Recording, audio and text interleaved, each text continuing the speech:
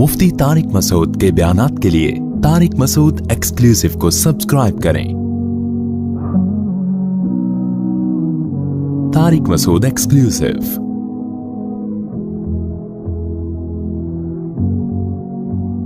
अल्लाह की नजर में सबसे पहले पता है क्या चीज मतलूब है? मेरे गुलाम बन के रहो। ये मानो कि कोई खुदा है जिसने हमें पैदा किया। तभी तो अल्लाह को वो गुनाहगार जो अल्लाह के सामने तौबा करे वो ज्यादा पसंद है उस नेक से जो अल्लाह के सामने गिड़गिड़ाता नहीं है। जिस नेक में ये हो कि मैं बहुत अच्छा हूं, मुझे जरूरत ही नहीं है माफी की और मुझे कोई अल्लाह के सामने झुकने की, मैं तो बहुत सही हूं, मैं बिल्कुल फिटफाट सही चल रहा हूं, मैं गरीबों को खाना भी खिलाता हूं, मैं ये भी करता हूं, मैं ये भी करता हूं, मैं तो टैक्स भी वक्त पे अदा करता हूं। तो अल्लाह की नजर में वैल्यू किसकी है? जो तौबा करता हो, जो अल्लाह के सामने गिड़गिड़ाता हो। तभी मैं एक बात कहता हूं, मैं क्या, बड़े बड़े उलमा कहते हैं कि दुआ से बड़ी इबादत इस्लाम में कोई नहीं है।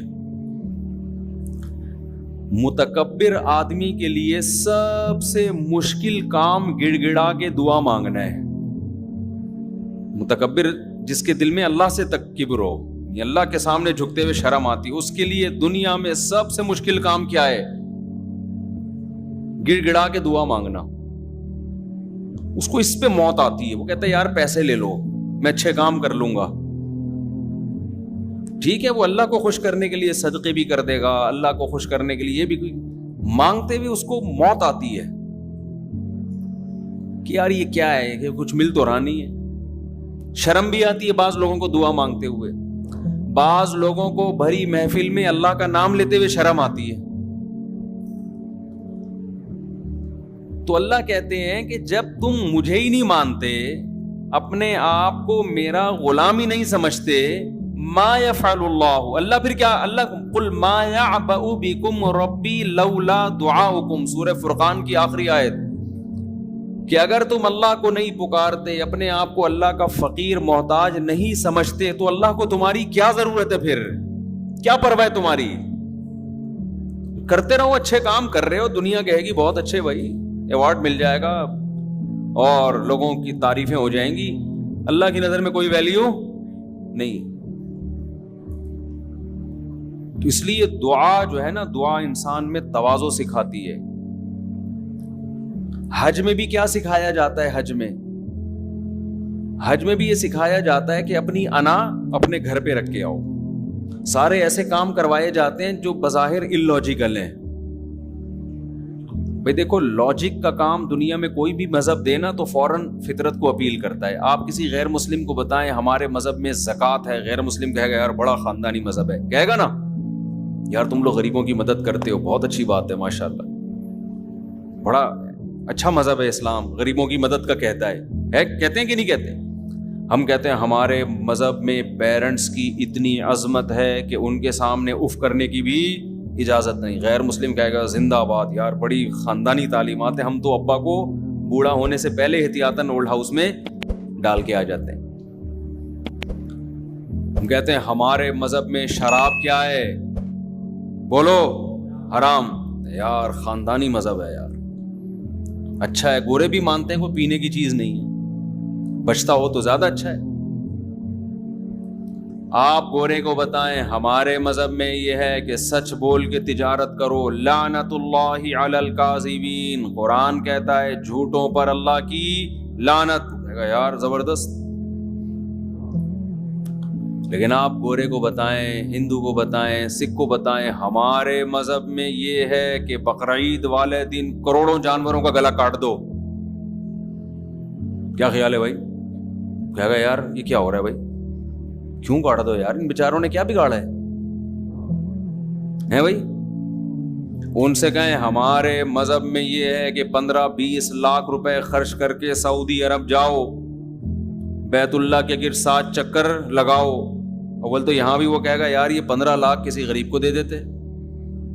क्या ख्याल है? चलो चक्कर लगा लिए, ठीक है भाई, हर मजहब में एक इबादत होती है, तुम्हारे यहाँ भी होगी, तो तवाफ कर लिया, समझ में आया। کہتا نہیں اس 15 لاکھ میں جو خرچہ ہو رہا ہے اس میں کہ شیطان کو جا کے کنکریاں مارنی ہے. کہ کیوں مارنی ہے, وہاں تو شیطان نہیں ہے, اور جتنی ہلکی ہلکی تم مار رہے ہوتے ہو اس سے تو شیطان کو کچھ بھی نہیں ہوگا, کیوں مار رہے ہو بھائی. ہمارے مذہب میں یہ ہے کہ حاجی پراگندہ بال میلا کچیلا اللہ کو پسند ہے. خوشبو نہیں لگاؤ حج کے دوران, ویسے لگائیں سنو, ویسے بھی چھوڑ دیں, پہلے ہی مسلمان بہت میلے ہو گئے ہیں. تو یہ چیز مانے گا وہ, یار یہ کیا ہے یار.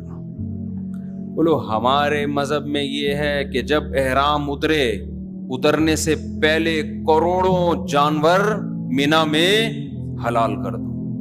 جن جانوروں نے آپ کا کچھ بھی نہیں بگاڑا, اتنے کٹتے ہیں نا مینا میں جانور, اتنے اونٹ نہر ہوتے ہیں, ایک منظر یوٹیوب پہ دیکھ لیں, اتنے جانور.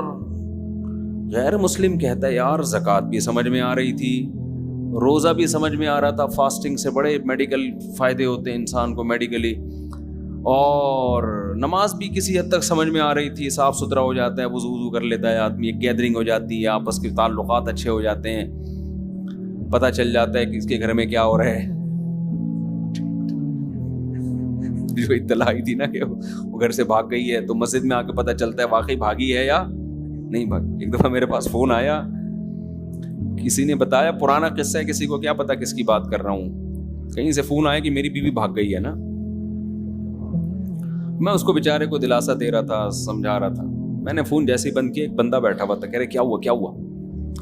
میں نے کہا یار وہ بندہ ہے, اس کی بیوی گھر سے بھاگ گئی. کہہ رہے کہاں بھاگی ہے, ایک دم اس کے منہ سے نکلا کہاں بھاگی ہے.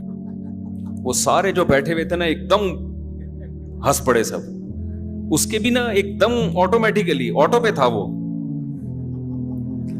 ایک دم منہ سے نکل گیا کہاں بھاگی. ہم ہنسے, ہم نے کہا تجھے کیا کرنا ہے یار کہاں بھاگی. پھر اس کو بھی شرمندگی کہ یار میرا سوال کیا تھا غلط. تو ہم بتا رہے ہوتے ہیں بھائی کروڑوں جانور مینا میں کیا ہو جاتے ہیں ذبح. تو غیر مسلم کہتا ہے یار اتنے سارے اچھے اچھے احکام ہیں, یہ کھوپڑی میں آنے والی باتیں نہیں ہیں. 15-20, تبھی تو دیکھو جو لبرل لوگ ہیں ان کو حج سمجھ میں نہیں آتا. بہت ہی کوئی نیک ہوگا نا تو کہہ دے گا چلو ایک کر لو, دوبارہ کیوں کر رہے ہو, اتنے پیسے کسی بیوہ کو دے دو. دینے چاہیے, میں منع نہیں کر رہا اس سے, وہ مسئلہ کیا ہے, دوبارہ حج کرنا چاہیے نہیں کرنا چاہیے, ایک الگ ٹاپک ہے یہ, کہ غریب کو دے دیں یا نفلی حج کریں, وہ ایک الگ ٹاپک ہے. لیکن ان کو حج ہی سمجھ میں نہیں آ رہا ہوتا. تو یہ عبادتیں اللہ ہم سے کیوں کراتا ہے, یہ بتانے کے لیے کہ تم کس کے غلام ہو, اللہ کے. اللہ کے ہاں سب سے بڑی نیکی یہ کہ تم خدا کے غلام ہو. یہ مانو, نہیں مانتے تو کچھ بھی نہیں ہے. پھر غریبوں کو تو وہ بھی کھلاتا ہے, کیا نام ہے یار وہ اس کا, جو بل گیٹس بھی کھلاتا ہے, ہسپتال بنائے ہوئے بہت سارے, لیکن ڈکشنری میں گاڈ بولو نہیں ہے, ڈکشنری میں خدا نہیں ہے. آپ بل گیٹ سے جب کہیں گے صبح 100 دفعہ لا الہ الا اللہ وحدہ لا شریک لہ لہ الملک ولہ الحمد یحیی ویمیت وہو حی لا یموت وہو علی کل شیء قدیر, کتنا پیارا کلام ہے. 100 دفعہ یہ تسبیح پڑھا کرو صبح.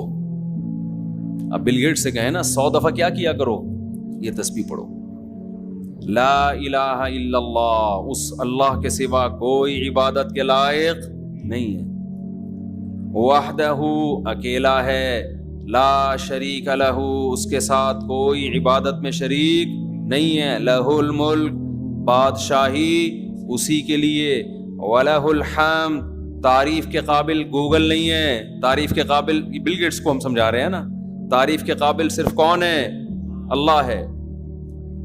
یحیی و یمیت زندگی بھی وہی دیتا ہے. ڈاروین کے باپ نے کسی کو زندگی نہیں دی, جو کروڑوں سال سے آٹومیٹیکلی زندگی خود وجود میں نہیں آئی ہے.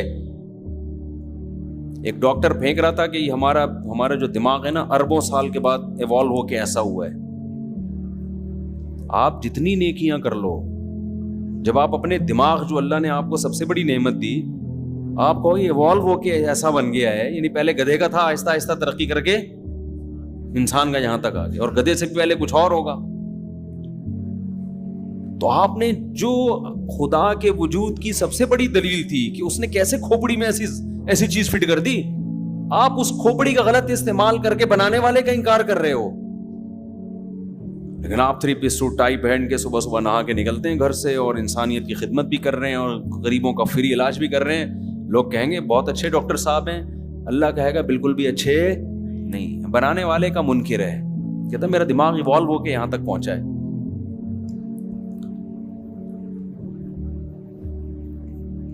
تو جو سب سے بڑی دلیل ہے نا خدا کے وجود کی, اسی کو انکار کرتے جا رہے ہیں. کوئی کھلا رہا ہے, مان نہیں رہے کہ ہمیں کوئی کھلا رہا ہے. اس سے بڑی کوئی ناشکری ہوتی ہے؟ دیکھو ناشکری کا ایک درجہ یہ ہے, کسی نے آپ پر احسان کیا تو وقت پر آپ اس احسان کا بدلہ نہیں دے رہے, یا اس احسان کے تقاضے پورے نہیں کر رہے. اس پہ بھی اگلے کو غصہ آتا ہے, لیکن وقت پر آپ بھول ہی گئے کہ اس نے احسان کیا ہے, تو بھی انسان کو غصہ آتا ہے, یار یہ تو احسان کرنے والے کو بھلا دیا. تیسرا اس سے اوپر کا درجہ ہے, انکار کر دیں کہ اس نے نہیں کیا. یہ کہ نا بھول گئے, آپ کو پتہ نہیں کس نے کیا ہے, کہ آپ کہیں نہیں اس نے نہیں کیا, یہ آٹومیٹیکلی ہوا ہے. پھر احسان کرنے والے کو جتنا غصہ آئے گا, پھر اس کا غضب, اگر اس میں غیرت ہوگی تو دیکھنے والا غضب ہوگا. تو کافر بنانے والے کا کیا کرتا ہے؟ انکار. اور آج کل پڑھے لکھے لوگوں میں یہ بیماری زیادہ آ گئی ہے, جتنا پڑھ رہے ہیں نا اتنا خدا سے دور ہو رہے ہیں. اس لیے کہ ایجوکیشن جو ہے نا, ایجوکیشن, کچھ نعمتیں انسان کو جب ملتی ہیں تو وہ تکبر میں آ جاتا ہے, اپنی اوقات کیا کر دیتا ہے, بھول جاتا ہے. سائنس اور ٹیکنالوجی, میں نے جاہلوں کو دیکھا ہے ایمان والے ہوتے ہیں اکثر, پڑھے لکھوں میں اکثر, 100% نہیں, پڑھے لکھوں میں جو نیک ہوتے ہیں پھر وہ نیک بھی بڑے خاندانی ہوتے ہیں. اکثریت ہماری یونیورسٹیوں میں پڑھے لکھے لوگ ملحد ہو رہے ہیں, اسلام سے دور ہو رہے ہیں. کیوں؟ کبر, تکبر, کہ یار ایجوکیشن ہمیں تو پتا ہے, یہ مولویوں کو کیا پتا, یہ دینداروں کو کیا پتا, ان نمازیوں کو کیا پتا, ہمارے پاس تو ایجوکیشن ہے. ان مولویوں سے تو پانی کا فارمولا پوچھ لو, ان کو نہیں پتا. ان سے پوچھو نمک کا کیا فارمولا ہے, ان کو نہیں پتا, پتا تو ہمیں ہے. یہ دماغ. اور پھر جتنی ایجوکیشن زیادہ ہوتی جا رہی ہے اتنا ہی تکبر بڑھتا جا رہا ہے. او بھائی تجھے نمک کے فارمولے کا پتا ہے, پانی کے فارمولے کا پتا ہے, اس کے خدا کے وجود یا عدم وجود سے کیا تعلق ہے, اس سے خدا سے تعلقات پر کیا اثر پڑتا ہے, اس کا اس سے کیا تعلق ہے کہ خدا کی مان کے نہیں چلنا ہم نے. آپ جتنے بھی پڑھے لکھے ہو, باپ پھر بھی باپ رہے گا کہ نہیں رہے گا. دیکھو 2 قسم کی اولادیں ہم نے دیکھی ہیں اپنی زندگی میں. ایک وہ ہے جن کے ابا سیدھے سادے ہوتے ہیں, دیہاتی قسم کے گنوار, ابا نے بڑا احسان کیا, قرضے لے لے کے بچے کو پڑھایا اور بچہ بہت بڑا فنٹر بن گیا. ایسے ہوتا ہے نا. ایسے بچوں میں ہم نے 2 قسم کے بچے دیکھے ہیں, پڑھ لکھ گئے, آداب سیکھ گئے, ابا بیچارہ ویسے ہی دیہاتی ہے. تو پڑھنے لکھنے کے بعد اس قسم کے بچوں کو اپنے ابا پسند, بولو نا, نہیں آ رہے, تو کہتے ہیں پینڈو کے پینڈو ہی ہیں یہ. لیکن ایسے بھی ہم نے دیکھے جو شارٹ ہے مارکیٹ میں, باپ گنوار ہے, دیہاتی ہے, بچے نے پڑھا بھی اپنے خرچے پہ, کما کے, ابا نے نہیں پڑھایا, بہت آگے نکل گیا, لیکن باپ کے سامنے کیا ہے, جھکا رہتا ہے. کیوں؟ اس کے ذہن میں یہ, میں جتنا بھی پڑھ جاؤں میں باپ تو نہیں بن سکتا نا, اپنے ابا کا باپ تو نہیں بنوں گا, باپ تو اللہ نے اسی کو بنایا نا بھائی, جنا تو اسی نے. یہ مجھے اگر سڑک پہ پھینک آتا میں تو آج یہ نہیں بنتا. اس نے مجھے گھر میں رکھا, میری ماں کی کفالت کی, چاہے میں نے خود کما کے کھایا ہو, لیکن شیلٹر کس نے دیا تھا مجھے؟ اس باپ نے دیا تھا. اب وہ اپنے ابا سے پوچھتا ہے, ابا آپ کو پانی کا فارمولا آتا ہے؟ ابا کہتے ہیں پتہ نہیں بیٹا, یہ فارمولے کیا ہوتے ہیں. ابا جاہل پینڈو, میں نہیں مانتا ایسے ابا کو. سائنس ہے سب کچھ, ٹیکنالوجی ہے سب کچھ. ابا کیا کہہ رہے ہیں, یہ تو مولویوں نے فضول چیزیں بنائی ہوئی. ابا اف, ابا کے سامنے اف بھی نہ کرو. ابے جاہل کا جاہل ابا, اس کو تو نہ پانی کا فارمولا پتا, نہ اسٹمک کی اس کو وہ آتی ہے, اسپیلنگ آتی ہے, ٹھیک ہے, کچھ بھی پھینکتے رہتے ہیں نا. اور جو مولوی مجھے ترغیب دے رہا ہے کہ اس باپ کے سامنے اف بھی نہیں کرنا، اس مولوی نے تو اسکول کی ایک جماعت بھی نہیں پڑھی، اس کو سائنس کا پتہ ہی نہیں ہے. یہ عقل مندی کی بات ہوگی؟ یہ دلیل؟ وہ مولوی جو بالکل جاہل ہے لیکن اس کو یہ پتا ہے کہ بھائی باپ جو ہے نا وہ کیا ہوتا ہے. آپ کتنے بڑے سائنٹسٹ بن جائیں، باپ کا حق کم نہیں ہوتا، بلکہ پڑھنے لکھنے سے تو آپ کا شعور زیادہ ہوتا ہے. آپ کو تو اور احساس ہونا چاہیے. لیکن ہم نے دیکھا ہے پڑھ لکھ کے اپنے ماں باپ کو گنوار سمجھتے ہیں، ادب تمیز سے بات کرنا چھوڑ، تعارف نہیں کرواتے، لوگوں سے ملواتے نہیں ہیں کہ یار میں اپنے ابا کا انٹروڈکشن کرواؤں، ابا دھوتی بنیان میں بیٹھے ہوں گے میری بےزتی ہو جائے گی.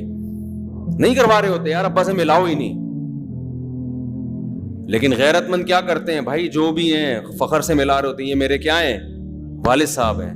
تو یاد رکھو، اس سے ہمیں پتا چلتا ہے کہ آپ کے پاس نالج جتنی بھی زیادہ آ جائے، آپ اپنے محسن کا نہ تو انکار کر سکتے ہیں اور نہ اس نالج کی بیس پر جو احسان کرنے والی ذات ہے اس کا حق آپ سے معاف ہو جاتا ہے. ان دونوں میں سے کچھ بھی نہیں ہوتا. اسی طرح یاد رکھو، جیسے ماں باپ کے احسانات کبھی بھی آپ کے ایجوکیٹڈ ہونے سے کوئی فرق نہیں پڑتا، خدا کے احسانات پر بھی کوئی فرق نہیں پڑتا. چاہے سائنس ترقی کرتے کرتے 7ویں آسمان پہ پہنچ جائے، خدا پھر بھی خدا رہے گا، مخلوق پھر بھی مخلوق رہے گی، اسلام پھر بھی اسلام رہے گا، پیغمبر پھر بھی پیغمبر رہیں گے.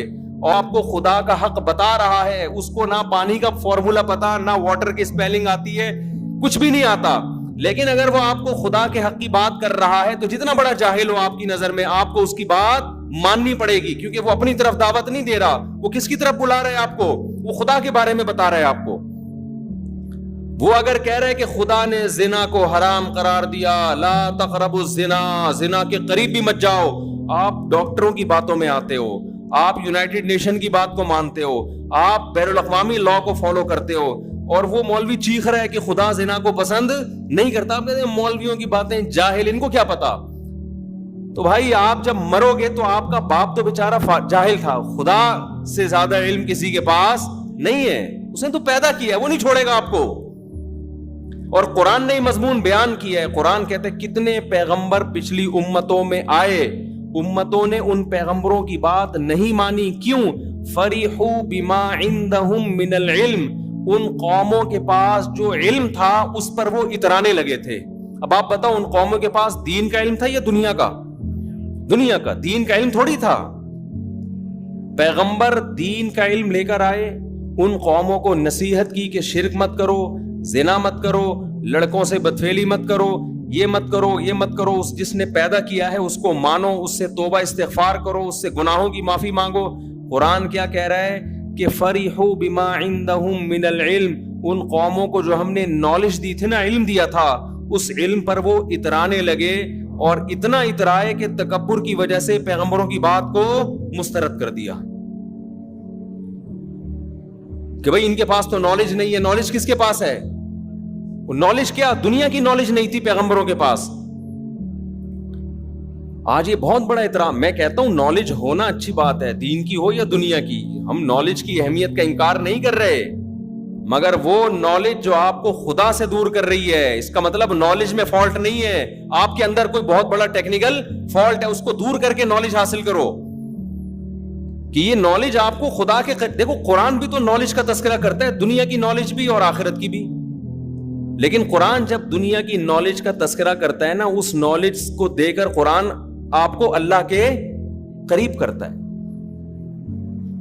ایک ڈاکٹر کو پتا ہے دودھ کیسے بنتا ہے اور اس میں کیا کیا اجزاء ہیں. اگر اس ڈاکٹر کی عقل صحیح کام کرے گی تو وہ اس دودھ کے بارے میں تحقیق کر کے خدا سے دور ہونے کے بجائے خدا کے قریب ہوگا. کہ یار کیسی مشینری بنائی ہے اللہ نے کہ سوکھا چارہ جانور کو کھلاتے ہیں اور تھنوں سے چکنا اور گاڑھا دودھ نکلتا ہے، فل آف کیلشیم، کیلشیم سے بھرا ہوا دودھ. ایک ڈاکٹر اگر حقیقت میں اس میں کوئی فالٹ نہ ہو، تکبر نہ ہو، وہ جب تحقیق کرے گا کہ کیسے جانور کے پیٹ میں پانی سے بچہ بنتا ہے اور بچہ پیدا ہوتے ہی تھنوں کی طرف لپکتا ہے، اگر اس کے دماغ میں فطور ہوگا، وہ کہے گا کروڑوں اربوں سال نہ دماغ ایوالو ہوتے ہوتے ہوتے ایسا دماغ بچے کا بن گیا کہ پیدا ہوتے ہی کہاں جا رہا ہے؟ تھنوں کی طرف. لہذا اور مزید ترقی کرو سائنس میں. وہ خدا کو ڈکشنری سے کیا کرے گا؟ نکالے گا. ذرا سی کھوپڑی میں غیرت ہوگی نا, تو جب وہ سائنسدان تحقیق کرے گا نا کہ بچہ پیدا ہوتے ہی فوراً جاتا کہاں ہے؟ تھنوں کی طرف. وہ کہے گا سبحان من خلق ھذا, جس نے اس بچے کو بنایا اور جس نے پانی میں ایسے سافٹ ویئر انسٹال کیے کہ ماں کے پیٹ میں جاتے ہی اس میں آنکھ, ناک, کان, دل, دماغ, جگر اگنا شروع ہوتا ہے, اور بچے کے دماغ میں ایسے سافٹ ویئر پہلے سے انسٹال کر دیے کہ پیدا ہوتے ہی کہاں لپکتا ہے وہ؟ دودھ کی طرف.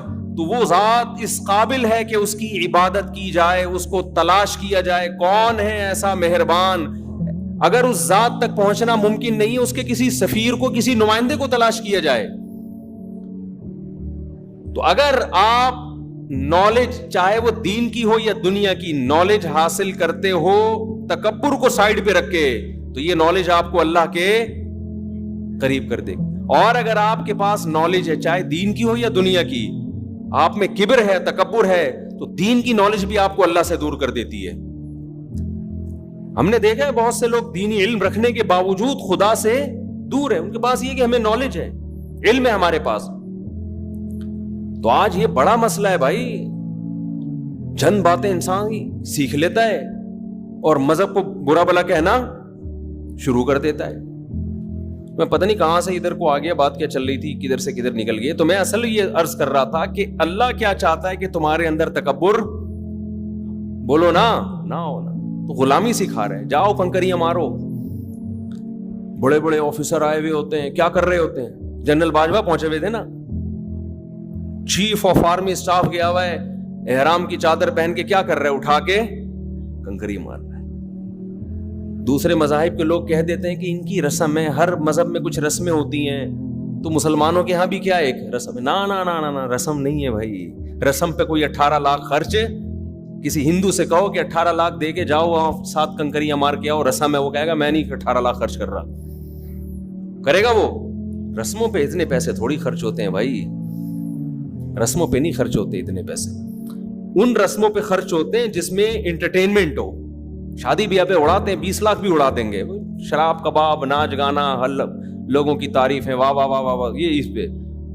ورنہ یار اس بات پہ کہ بیت اللہ کے گرد 7 چکر لگانے ہیں, پھر وہاں سے مینا میں جا کے بیٹھنا ہے. وہاں کیوں بیٹھے ہو بھائی؟ کیا کام ہے مینا میں بیٹھے ہوئے؟ اللہ نے حکم دیا, اس سے پہلے یہاں سے نکلنا نہیں ہے. اور ہمارا تو بیٹھنا ایک بڑی ٹینشن والا بیٹھنا تھا. ہم مینا میں جا کے بیٹھے, میں دوبارہ سنا دوں, بہت تپا ہوا ہوں, اس لیے ہمیں تو حج پہ اللہ نے قبول کیا تو 10 گنا زیادہ ثواب ملے گا. مینا میں ہم بیٹھے ہیں, دروازہ کھلا, مفتی صاحب ہیں, لوگوں پتہ چل گیا نا, دروازہ بند کر دیا. اندر جو ہمارے لوگ بیٹھے ہوئے انہوں نے کہا نہیں ہے, دروازہ بند. اندر سے اس میں کنڈی تو ہوتی نہیں, کیونکہ وہ تو چند دن کے خیمے ہوتے ہیں نا. پھر دروازہ کھلا, مفتی صاحب ہیں, نہیں ہے جی, دروازہ بند. تیسرا بندہ آیا, مفتی صاحب ہیں. اب جو اندر لوگ تھے وہ تپنا شروع ہو گئے. چوتھا بندہ آیا, مفتی صاحب ہیں, کہنے بھائی آپ کیوں کسی کی پرائیویسی میں دخل اندازی کر رہے ہو, آپ کیوں دروازہ کھول رہے ہیں بھائی؟ میں دبکا ہوا, چھپا ہوا, گھسا ہوا ہوں پیچھے. اب یہ ڈانٹنا شروع ان لوگوں نے. پھر 5واں آیا, مفتی صاحب ہیں, بھائی آپ کیوں کمرے میں آپ بغیر اجازت کے دروازہ کھول کے پوچھ رہے ہیں؟ یہ ہمارا کمرہ ہے, ہم یہاں بیٹھے ہیں. اچھا انکل سوری, معذرت چاہتا ہوں. 6واں آیا, مفتی صاحب ہیں. 7واں اندر گھس گیا, 2 بندے اندر بستر پھلانگتے ہوئے, مفتی صاحب ہیں. اب یہاں لڑائی شروع, گیٹ آؤٹ, نکل جاؤ یہاں سے, آپ کسی کے کمرے میں کیوں بغیر اجازت گھس رہے ہو؟ Uncle sorry. پھر وہ گئے. پھر اگلا آیا, مفتی صاحب ہیں. میں نے کہا ان سے کہو مفتی صاحب کا انتقال ہو گیا ہے. حقیقت میں نے یہ بولا, بولو مرحوم ہو گیا. میں نے کہا اس کے بغیر نہیں ہوگا. انہوں نے کہا کیا کہہ رہے ہیں انتقال ہو گیا؟ میں نے کہا انتقال کا مطلب شفٹ, یہ تھوڑی کہ دنیا سے چلے گئے. تو پھر میں کمرے سے نکل کے کہیں اور چلا گیا. لوگ آٹو پہ آئے ہوئے تھے نا, اطلاع تو مل گئی تھی کمرہ نمبر 107 میں. پھر آ رہے ہیں مفتی صاحب ہیں, پھر اگلا آ رہا ہے مفتی صاحب ہیں. اچھا شروع میں تو وہ گروپ کے ساتھی مجھ سے بڑے خوش تھے کہ ہم بڑے خوش قسمت ہیں, آپ ہمارے ساتھ ہیں. اس کے بعد تو ان کے جذبات تھے نا, مجھے لگ رہا تھا کہ خدا کے لیے آپ, اب تو ان کو یہ تھا کہ جائیں گے بھی تو یہ سلسلہ چلتا رہے گا, خبر پھیل گئی تھی. تو میں نے لوگوں سے پوچھتا ہوں بھائی امریکہ میں, کینیڈا میں, یو کے میں مشہور لوگوں کے ساتھ لوگ کیا کرتے ہیں؟ تو لوگ کہتے ہیں وہاں کوئی بھی مشہور کہیں بھی بیٹھا ہوا ہو, کوئی بھی اس کو تنگ نہیں کرتا, وہاں یہ رواج ہے. تو تھوڑی سی تمیز ہمیں انگریزوں سے سیکھ لینی چاہیے. کیا خیال ہے بھائی؟ لوگ تو محبت میں کر رہے ہیں, ان کو ڈانٹ بھی نہیں سکتے کہ یار بیچارہ عقیدت میں آیا ہے, کچھ بھی نہیں. انہوں نے مجھے کہا آپ کا حوصلہ ہے مفتی صاحب, آپ کیسے برداشت کرتے ہو؟ میں نے کہا مجبوراً برداشت کرنا پڑتا ہے, محبت میں آ رہا ہے بیچارہ, عقیدت میں آ رہا ہے, میں کیسے ڈانٹ دوں اس کو یار؟ وہ کیا دماغ لے کے جائے گا؟ اب یہی ہے کہ اس کبھی ادھر سے نکل کے منہ پہ, احرام میں تو منہ پہ چادر بھی نہیں ڈال سکتے نا. میں نے کہا اگر میں احرام میں نہ ہوتا برقع پہن کے گھومتا میں پھر یہاں پہ.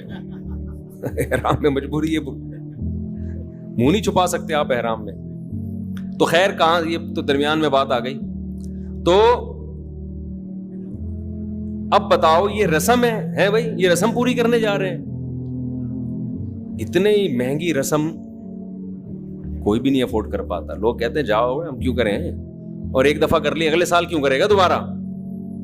اور اتنے قابل لوگ, ایجوکیٹڈ لوگ ایسی رسموں میں اتنا پیسہ خرچ کر سکتے ہیں؟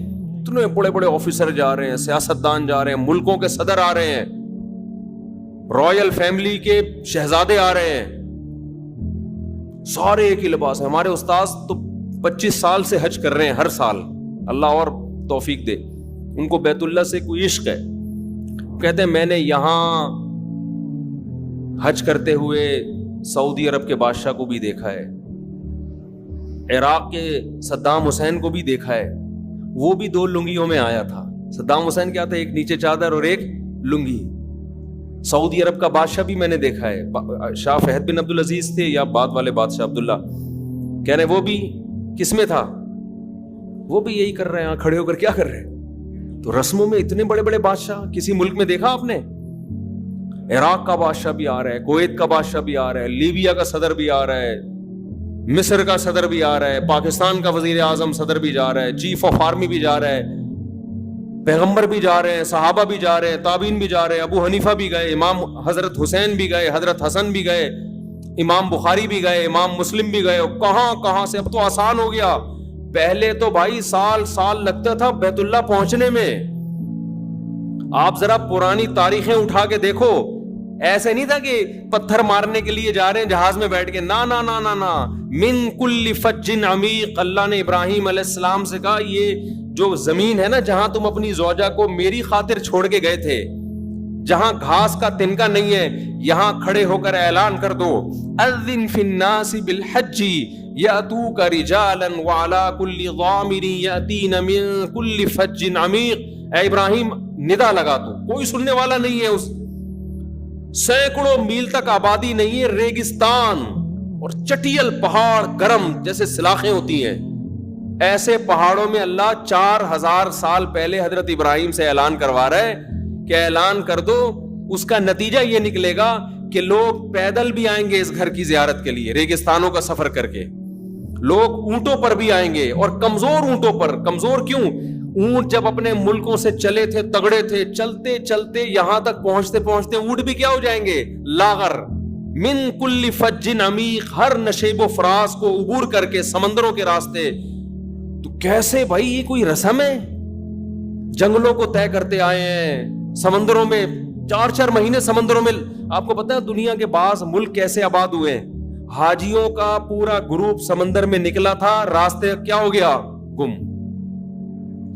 اور وہ سمندر کسی کہیں کنارے جا کے لگا, اب حاجیوں کو پتہ ہی نہیں کہاں جانا ہے, وہیں ایک ملک آباد ہو گیا, وہی لوگ رہ گئے حاجی. اور پہلے جب حاجی گھر سے جاتا تھا نا تو ایسے نہیں ہوتا تھا کہ میں اگلی فلائٹ سے 15 دن میں 2 ہفتے بعد ٹھیک واپس پہنچ رہا ہوں. اپنا خیال رکھنا. وہاں جا کے بھی گھر والوں سے رابطے میں, اور گھر میں کیا پک رہا ہے. میں تو تھا نا وہاں, فیملی والے لوگ سارے, اور بیگم آج تم نے یہ انڈے آلو پکائے ہیں, اچھا میں آؤں گا تو میرے لیے یہ پکا کے رکھنا. تو اتنا ایسا ہو گیا ہے. پہلے نہیں ہوتا تھا. پہلے جب حاجی گھر سے باہر نکلتا تھا تو 50% واپسی کا چانس ہے, 50% کیا ہے, موت. ڈاکو بھی لوٹ سکتے ہیں, قحط بھی ہو سکتا ہے, وبائیں پھوٹتی تھی. اب تو ویکسین ہر آدمی ٹیکے لگا کے انجیکشن میں بیماریاں بھر کے نا کہ بھئی یہاں نکال کے جا جو کچھ بھی ہے, وہاں نہیں کھانسنا جا کے منہ پہ. پہلے تو بیماریاں, کتنے لوگ مر گئے. اور جب ریگستانوں کو کراس کر کے بیت اللہ پہنچتے تھے چیخیں نکل جاتی تھی لوگوں کی. ایسا جذبہ تھا لوگوں میں, مشقت تھی تو اللہ نے جذبے بھی زیادہ رکھے تھے پھر لوگوں کے. تو اب بھی مشکل ہے, اب بھی آسان نہیں ہے. اب جو لوگ سمجھتے ہیں نا کہ حج بہت آسان ہے, اب تو جاؤ 5 دن حج میں تیل نکل جاتا ہے انسان کا. وہ جو منا اور مزدلفہ احرام کی حالت میں, اور پھر طواف زیارت, وہ آپ یوٹیوب پہ طواف زیارت ذرا لکھ کے سرچ تو کریں, کیونکہ 3 دن کے اندر سارے حاجیوں نے طواف کرنا ہے. ایسے چپک کے لوگ چل رہے ہوتے ہیں, آسان نہیں ہے آج بھی, کیونکہ اب مشکل اس لیے ہو گئی ہے کہ لائف بہت لگژری ہو گئی ہے. تو اب اللہ نے یہ سہولتوں میں ہی وہ ٹینشن رکھ دی ہے. ہمارے ساتھ جو ایک مولانا تھے, عالم تھے, انہوں نے بتایا کہ ایسا بھی ہوا یہاں پہ کہ لوگ آئے, احرام باندھ لیا, عرفہ سے پہلے گھر چلے گئے کہ ہمارے اندر ہمت نہیں ہے حج کرنے کی. ایسے بدبخت لوگ بھی ہیں کہ بھئی ہمارے اندر ہمت نہیں ہے, بھئی یہ تو بہت ٹینشن کا کام ہے. تو تبھی تو بھاگنے کی کر رہے ہوتے ہیں لوگ جلدی جلدی. تو رسم ہے یہ, دنیا میں کہیں اتنی مہنگی رسم نہیں ہوتی, اور جس میں کوئی انٹرٹینمنٹ نہیں ہے. ایک احرام میں جب انسان اتارتا ہے اتنا سکون ملتا ہے, اپنے شلوار قمیض میں آ گیا بھائی, عزت محفوظ ہے بھائی. سونے میں ٹینشن, کیونکہ 2 چادریں ہی ہیں نا, ہر وقت انسان اسی میں لگا رہتا ہے, کھل نہ جائے کہیں. یہ ڈیلیٹ کر دینا یہ جو میں بات کر رہا ہوں. ایک صاحب نے مجھے کہا, یہ والی جو بھی جملہ تھا, ایک صاحب نے مجھے کہا کہ ایٹمی اثاثے ہمارے محفوظ نہیں ہیں. میں نے کہا کیا ہو گیا؟ کہہ رہے ہیں یار ہمارے ایٹمی اثاثے محفوظ نہیں ہیں. اب آپ سمجھ جائیں کیا کہنا چاہ رہے تھے. وہ سوتے ہوئے نا, وہ کہہ رہے ہیں یار وہ کئی بار ایسا ہوتا ہے بالکل پتہ ہی نہیں چلتا. تو یہ جملہ کٹ کر دینا, ورنہ اسی پہ پورا بیان پہ نا لوگ میمز بنا کے چلا دیں گے, پھر ایٹمی اثاثوں کی تصویریں بھی نہ ڈال دیں کہیں.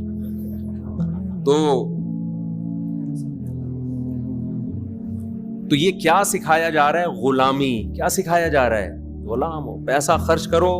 اور اللہ نے دھمکی کتنی بڑی دی ہے جو حج نہ کرے. کرنا کیا ہے؟ وہاں جا کے اللہ کے گھر کے چکر, اور پہلے 3 چکروں میں رمل کرنا ہے. اس میں بھی لوگوں کو شرم آ رہی ہوتی ہے.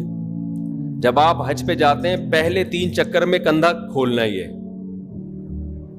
اب جس کی طبیعت میں حیا بہت زیادہ ہے اس کے لیے کندھا کھولنا آسان نہیں. کہہ رہے یار اللہ 2 چادریں پہنا دی, اسی پہ مشکل ہو رہا. اللہ کیا کہہ رہا ہے؟ یہ کندھا کھولو, اور پھر پہلوانوں کی طرح اچک کے چلو 3 چکروں میں.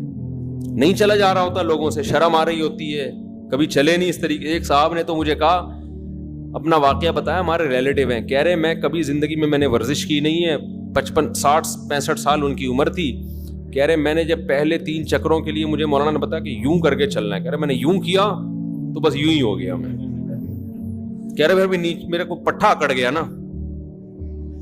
کہہ رہے میرا پٹھا ایسا اکڑا کہ اب تک میرے پین ختم نہیں ہوا. اب وہ ایسے ہی اکڑے ہوئے جا رہے ہوں گے, لوگ کہہ رہے ہوں گے 3 ہو گئے, اب باقی 4 نارمل کرو. وہ کہہ رہے ہیں ایسے ہی سیٹ ہو گیا وہ اب میں. تو بھائی 3 چکر اکڑ کے کرنے, بس کرنے, اللہ کا حکم ہے.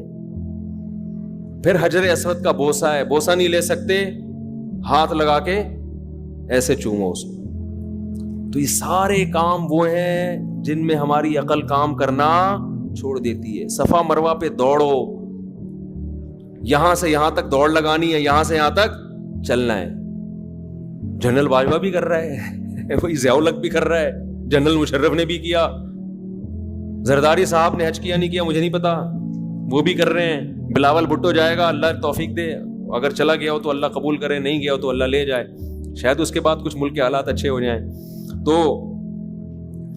سب نے یہ کرنا ہے. امام بخاری گئے, انہوں نے بھی یہ کیا. امام مسلم گئے, انہوں نے بھی صفا مروہ پہ دوڑ لگائی ہے.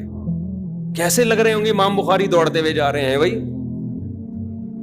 امام ابو حنیفہ دوڑتے ہوئے جا رہے ہیں, ابو بکر صدیق دوڑتے ہوئے جا رہے ہیں, حضرت عمر دوڑتے ہوئے جا رہے ہیں, پیغمبر صلی اللہ علیہ وسلم دوڑتے ہوئے جا رہے ہیں.